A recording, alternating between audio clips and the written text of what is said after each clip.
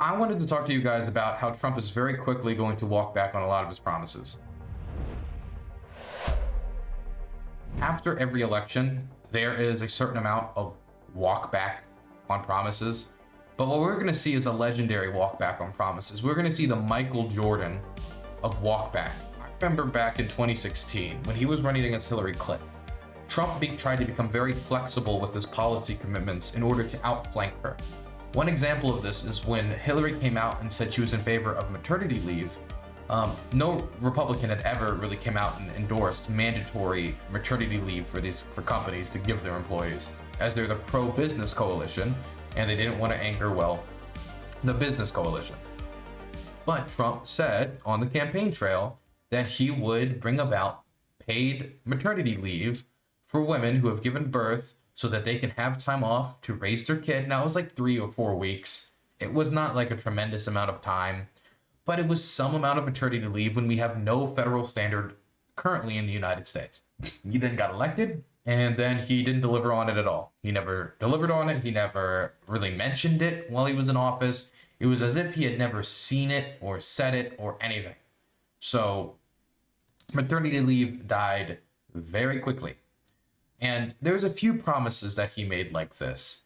But of course, that is the past. Today is today. And so I wanted to talk about one of the big promises, one of the promises that unironically helped to get him elected in the first place. One of the big, I would say if there was like 5 things that got Trump elected, no, I'm going to, if there was 3 things that got Trump elected, it was inflation, grocery store prices, and immigration. I think these are the 3 big things that got him elected. Other people might say the trans kids or like Ukraine, but no. I'm sorry. When you poll people, these are not high-ranking issues. In fact, when you poll people on particularly, for example, the trans issues, it polls as something that people feel like they're hearing too much of. They want to hear less of it. Ukraine is not even in, I believe, top 10. I think foreign policy broadly might be 9 or 10, but no.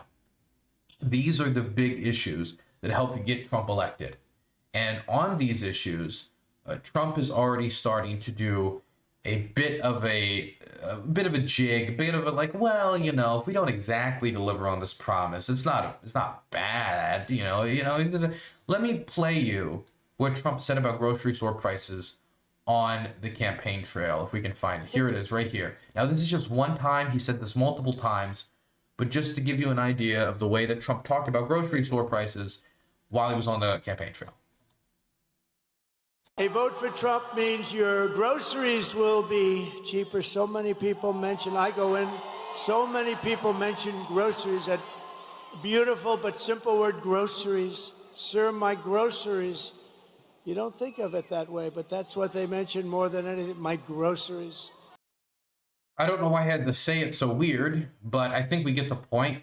He promised that if he got elected, if you voted for him and you got him in office, if you got off your ass, stopped watching Family Feud, The Price is Right, stopped watching like Pawn Stars, got in your truck, got in your car, got in your bike, went over to the polling station and voted for this man and got him in the White House, he would bring down your groceries. It was one of 3 big things that I think got him elected. Again, promise to bring down inflation, promise to bring down the price of groceries, promise to crack down on immigration. These are the big 3 things that I think got him over the top. Of course, as well as the fact of, Joe Biden, going through the process of aging. And even though Donald Trump is going to be older than Joe Biden is when he leaves office at the end of his term, he's not 82 now, so let's just forget about that.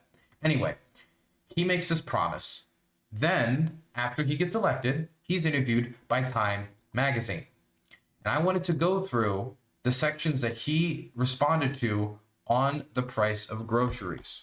Now, let me go through a few of these because all of these are interesting. There's only one that's going viral, but I'm going to go through all of them because all of them are special in their own way. Because they show, and this is a theme that we're going to talk about, how Donald Trump's promises often contradict each other. We're going to talk about that when it comes to groceries, and then after, we'll talk about that when it comes to inflation. Let's start with the first question that they threw at him about groceries. Many of the people who voted for you, as you mentioned a moment ago, cited high prices, particularly of food and groceries. If you deport millions of migrant agricultural workers, won't the prices of food rise sharply? Now, it won't just be the prices of food. GDP in the United States will decrease. And the estimates that I'm currently seeing is between 4 and 7%.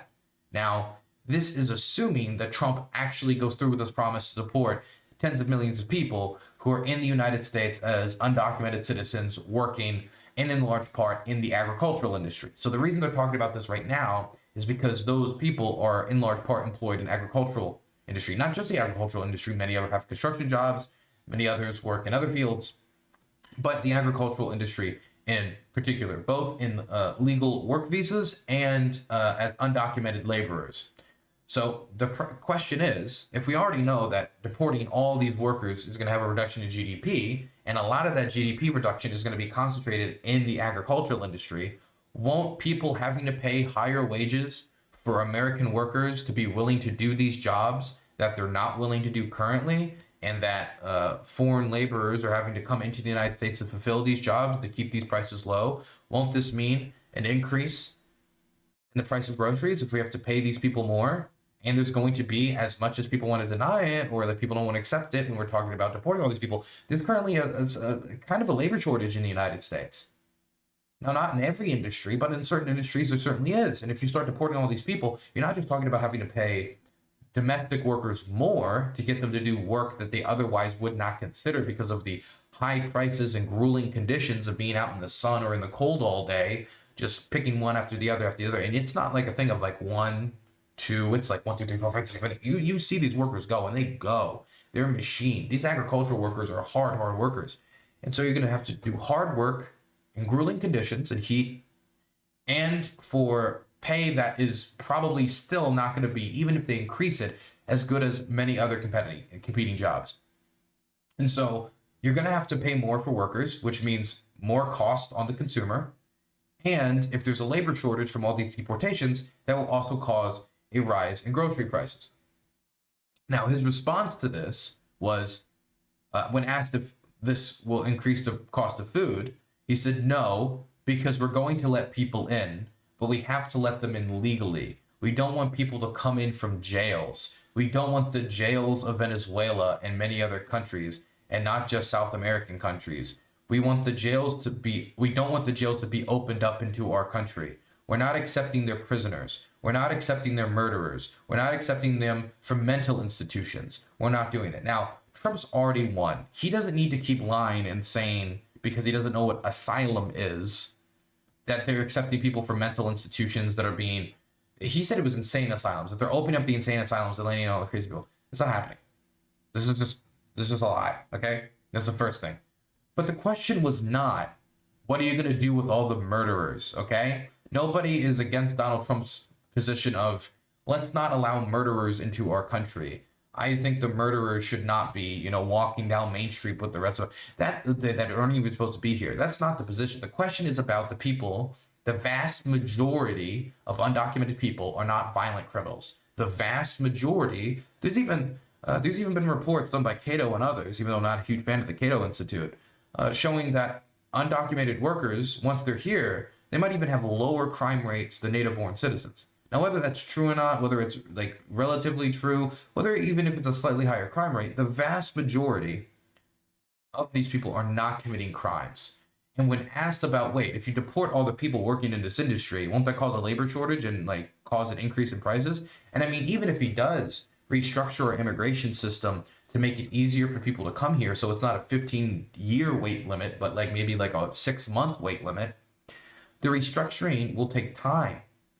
And in the process of deporting all these people, since he only has a 4-year term, it's his second 4-year term. So he doesn't have 8 years to put all these policies in place, especially since in 2 years he might lose Congress. And I would even say that he's likely to lose Congress. It's kind of hard to say this far out, obviously. He's not even president yet. I'm just saying that, historically speaking, the first term of any president, they lose Congress. I mean, even when the Democrats were happy with their performance in the 2022 midterms, they still lost Congress. They just didn't lose it in extreme fashion like many other presidents previously historically had. And so we're talking 2 to 4 years to get this policy done. It's not going to be enough time to restructure the entire immigration system, deport all these people, and then once you've deported all these people who are working in the agricultural industry and sent them back to their homes, you're then going to say, well, back to these countries, some of them their homes, some of them they might even have much reference towards if they're, for example, if they came here as children. But then after you've sent them home, you say, okay, we've just restructured the system. Now you can come back, apply legally. Whether or not he pulls off the jujitsu move necessary to properly restructure our immigration system, hire all the immigration judges, when most of his immigration talk is just deport. He doesn't really talk much about how he's going to restructure the system to make it easier for people to come back to the United States. You cannot achieve both at the same time on the scale Trump is talking about without causing an increase in grocery store prices. You can't. And so instead of focusing on how it's going to be done, he just says, no, well, people will still be allowed in here legally. People are still allowed in the United States legally right now, but they don't come in here legally because it's difficult to get here legally. It's long waiting times. And so there's no avoiding it that if you do the deportations in the way they talk about doing the deportations, that'll cause a GDP reduction, which you could accept. You could bite that bullet and say, look, GDP, schmDP, who cares? But that's not the only indicator of economic success, even though it will probably be bad. Even if you accept that, if you go through with this and the way that you're talking about it, it will cause grocery store prices to increase. You cannot just think you're going to deport all these people and then say, come in legally, and then the prices won't go up. Because many of them will not come back. And the ones that will, if they apply to come back, it's going to take a lot of time to come back. And even if you do restructure everything, it's not going to be restructured in enough time to not make Americans feel the pinch of all of these mass deportations if he goes through with it. So this feel like you can't have your cake and eat it too. Sometimes as a leader, you have to make the tough decisions.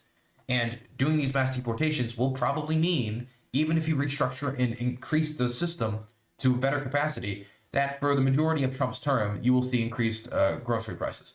If he follows through with his policy 100%, which I still don't know if he will.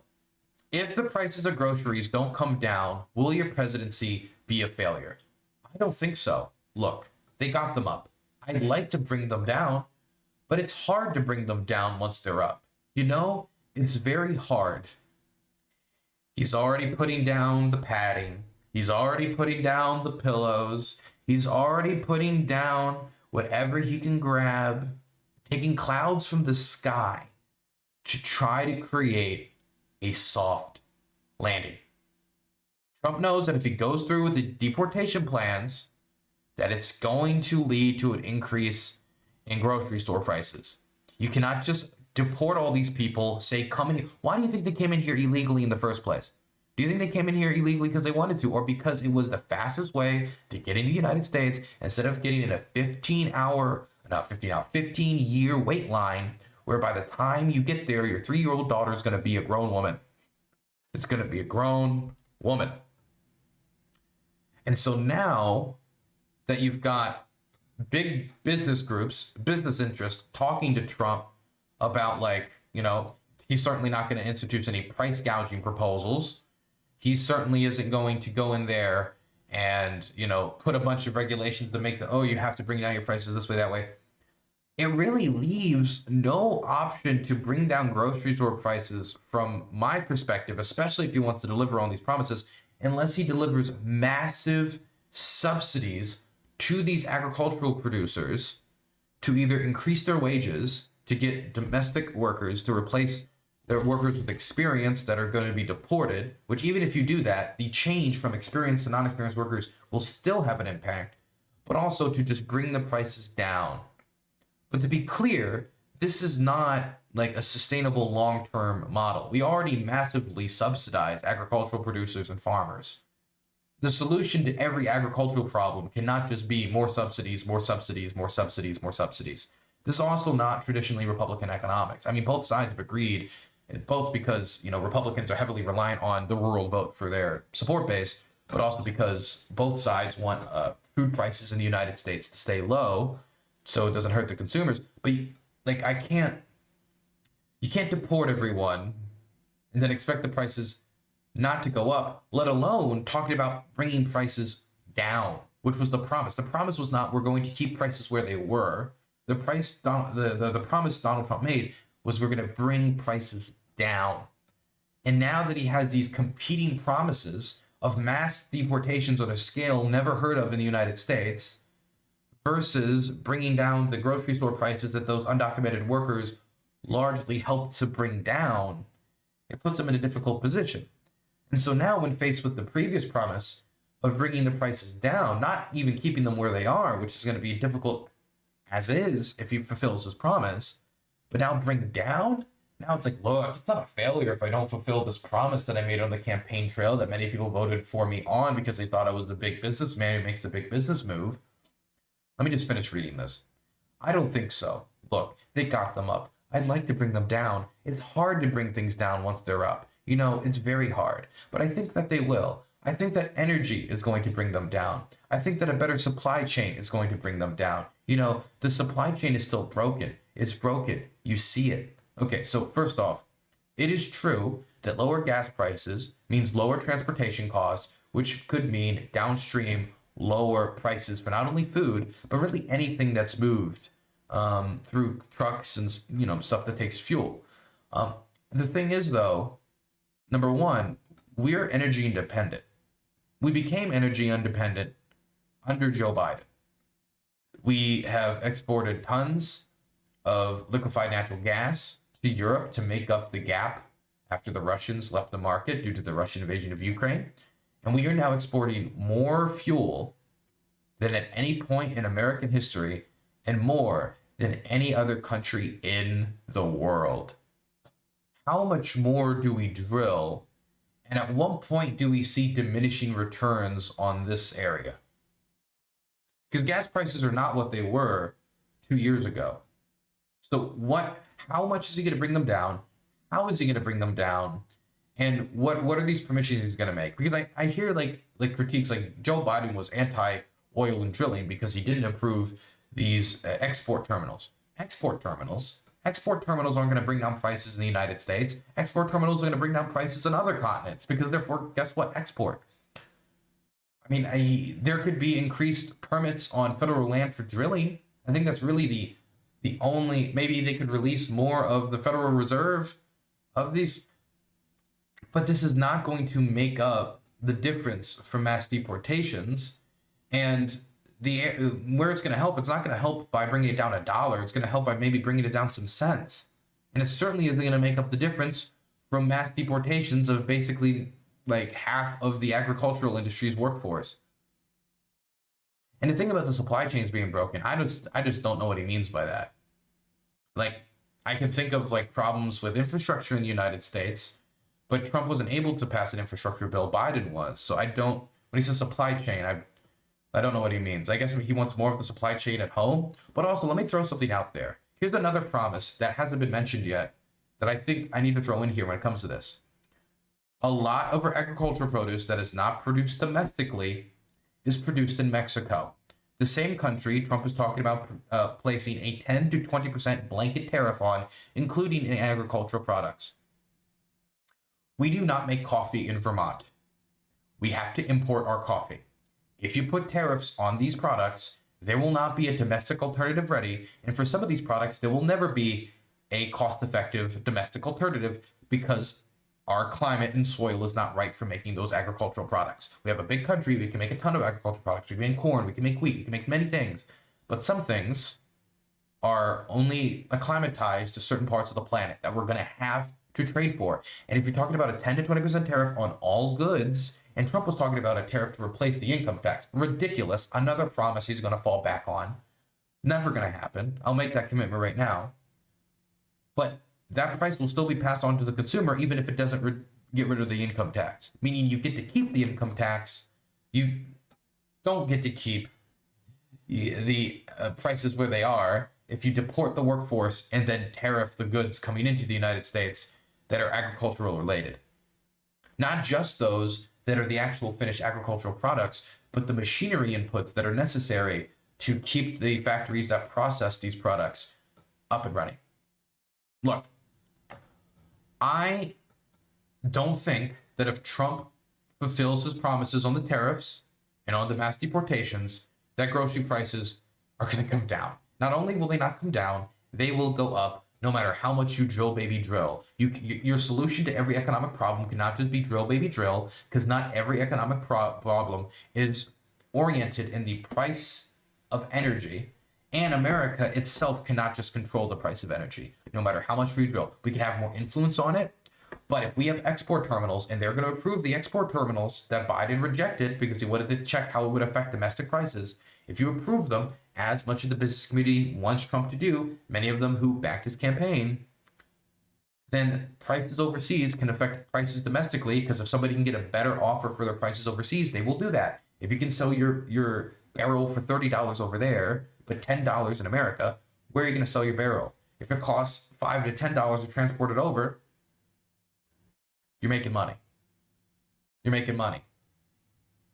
You're going to go make money. That's the company's job. The company's job is not based in patriotism or helping Donald Trump fulfill his campaign promises. It is based in making money. So for me, this is a promise that he has to pick and choose which promises he goes with. Part of being a leader is making tough decisions.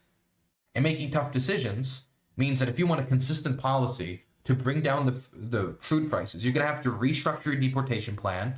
You're going to have to get rid of this crazy idea of placing these massive tariffs on places like Mexico, where we get a lot of our agricultural product. And you're going to have to take a slower approach to things like deportation, a more surgical approach that is considerate of the GDP impact and considerate of the grocery store price impact, the price of groceries, if you do not want to have lied to your supporters that you vote for me, prices come down. When the question is now, vote for me and can we keep the prices the same? We don't even know if that's possible if he tries to fulfill these promises. Now, this is just one promise. Let me talk about another one, okay? And like I'm saying, these are already promises that are contradicting with each other. Immigration and keeping grocery store prices down. Here's another one. Inflation. Donald Trump says he wants to bring down inflation. That inflation was too crazy under Biden. It was whittling down people's savings. So he wants to get rid of inflation. But at the same time, Donald Trump talks about building up America's industrial base. Building up the industrial base in the United States.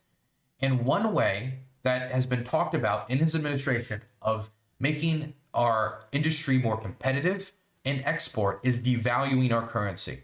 The Chinese actually do this all the time. One of the reasons why the Chinese currency, the yen is not going to be is it the yen? Or am I thinking the Japanese currency? I was playing Persona for the first time. Let me just make sure. No, that's Japanese. Okay, sorry. Persona got into my mind.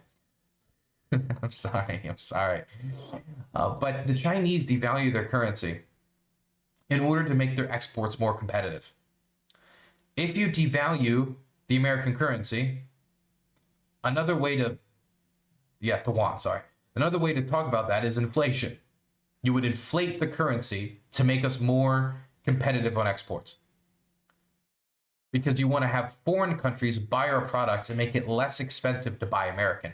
Because currently American manufacturers in cars and luxury goods, the type of more expensive, harder to produce products, these are going to high-end buyers. These are going to people who can pay the price. But if you want to make it so that we are at all able to produce like China and export like China, you're going to have to some extent, if you want to return the industrial heartland to the Midwest, devalue our currency, which means an inflated dollar. So these are promises that are, again, clashing against each other. Another example of this, Donald Trump said that if America loses its world reserve currency status, it'll be like losing a war. You couldn't talk about it in more catastrophic terms, and I understand why he talks about it like that. If we were to lose our world reserve currency status, we would not have as much power over our spending. We would not be able to borrow as much and be able to dig us out through a Keynesian model of economics, spending to produce consumption, to produce an economic kick, to get us out of a recession. For example, passing the infrastructure bill and passing, all those bills after the COVID pandemic in order to get us out of that recessionary spiral, which many people thought we were going to go into recession, and we didn't, because we had the ability to basically spend our way out of it, to put it bluntly. But if you lose your world reserve currency status, you can't do that as readily. You can't have this high debt to GDP ratio that the United States has. You don't have as much financial influence over the world. But then he makes all these statements, but not only devaluing the currency in order to make American exports more competitive, but also he talks about getting rid of the independence of the Federal Reserve. And part of the reason why the Russians cannot offer a decent alternative to the Federal Reserve, the reason why, to the US dollar, the reason why the Chinese can't, the reason why many countries can't, is because there is a certain amount of independence from the US administration that the Fed offers by having one and one task only, and that is to keep inflation at 2% and do everything they can to keep inflation at 2%. Now, sometimes that pisses off the current administration because that could mean an increase in interest rates, which makes it much harder for big business and home buyers and others to take out loans that are, beneficial, loans that have a low enough rate that they can afford it. And so, of course, if you're the current president of the United States and you want to spur economic growth, high interest rates could be something that makes you unhappy, which is why Donald Trump says he wanted to eliminate the independence of the Fed. Now he's kind of like walking a little backwards and sideways and tilting back and forth. He's saying, well, maybe it's not that I want to completely eliminate the Fed. And maybe it's not that I want to fire the Fed chair, but I want to at least have some influence. I want to at least have some power. But immediately, if he reaches like a road bump, I think he'll go straight back to eliminate the independence of the Fed. I want to set interest rates. I want to do what's necessary to get that economic spur. And if you get a big GDP reduction after these mass deportations, this could be a much more pertinent issue as Donald Trump tries to look for an escape hatch out of an economic, let's say, downturn of his own creation if he fulfills all of his campaign promises as stated on the campaign trail, which of course is still not guaranteed. So he wants to inflate the currency while also wanting to bring down inflation, so to make our exports more competitive. He believes that losing world reserve currency status would be like losing a war, but then he wants to get rid of the Federal Reserve or eliminate some of the independence of the Federal Reserve, which helps make America a reliable world reserve currency in the first place. These don't seem like policies that you would why would you want to get rid of an organization that's only job is to keep the inflation rate at 2% if you know that they're helping to keep us as a world reserve currency status, which you say is going to be like losing a war if we lose it. Mind you, I'm not even talking about, when we talk about world reserve currency status, if you put tariffs on everybody, that's something as an international node of trade, as you could say maybe the center of global capitalism is as you could describe the United States. If you put tariffs on everybody, that's going to hurt us as a center of global trade. It's going to hurt us as a world reserve currency. And not even talk about the retaliatory tariffs that we just talked about, just placing tariffs on foreign goods that come into the country and how that'll affect grocery store prices or inflation or these things. We haven't even talked about the retaliatory tariffs, which could cause a trade war, which would make the situation even worse when it comes to grocery store prices. Making an international node of trade the center of global capitalism, and you're going to do blanket tariffs. Blanket tariffs threaten the independence of the Federal Reserve and talk about bringing up inflation in order to make our exports more competitive. There's not a consistent policy here on bringing down inflation. There's barely a consistent economic philosophy to begin with, but many of these things contradict each other. And it's going to be a situation where if they implement all of these promises or half of these promises or the majority of these promises, you're going to have to be you're going to have one pressure trying to bring, inflation up. You're going to have another pressure trying to bring inflation down. And best case scenario, it just stays where it is. Best case scenario. Best case scenario. Worst case scenario, this inconsistent economic philosophy just turns us upward like a fish in water.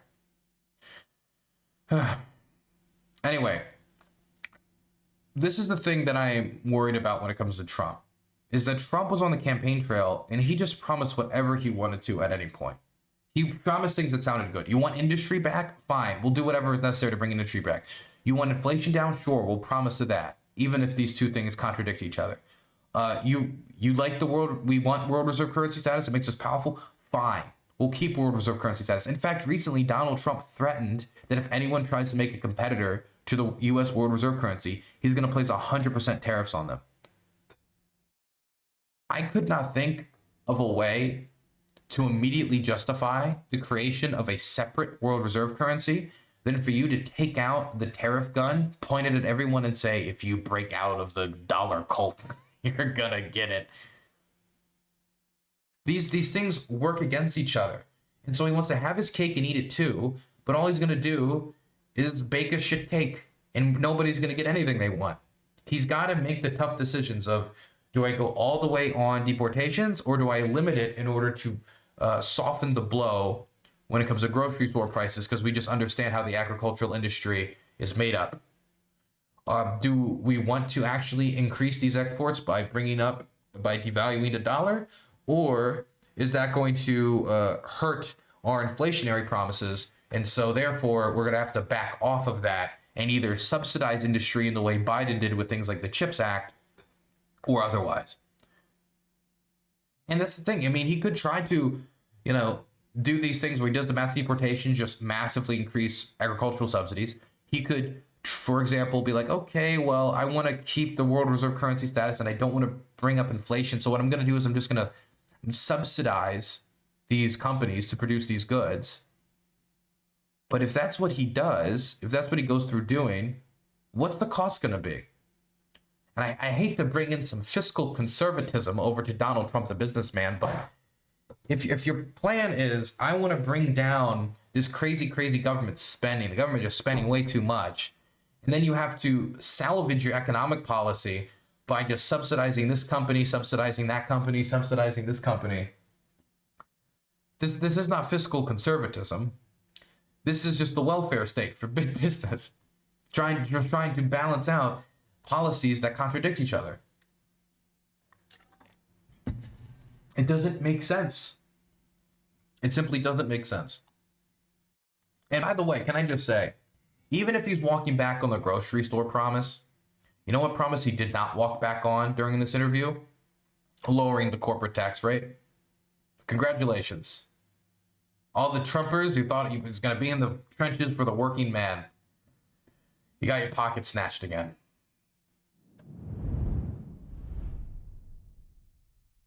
How are you storing the footage? Make sure you back it up just in case.